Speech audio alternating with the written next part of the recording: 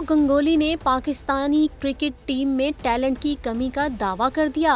भारतीय cricket board के साबिक चेयरमैन, साबिक कप्तान Indian cricket team Sourav Ganguly ने पाकिस्तान की मौजूदा क्रिकेट टीम की परफॉर्मेंस पर तनकीद करते हुए कहा कि मैं पाकिस्तान में टैलेंट को तकरीबन खत्म होता देख रहा हूं। जब भी हम पाकिस्तान के बारे में सोचते हैं, हमें मियांदाद, वसीम अकरम, वकार यूनुस, सईद अनवर, मोहम्मद यूनुस और यूनुस खान याद आते हैं। ये क्रिकेट की जदीद नस्ल में नजर नहीं आ रहा।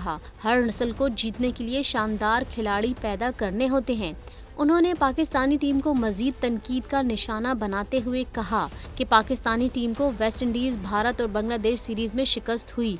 सौरव गंगोली ने पाकिस्तानी क्रिकेट ऑफिशियल्स को इस बारे में सोचने का मशवरा भी दिया।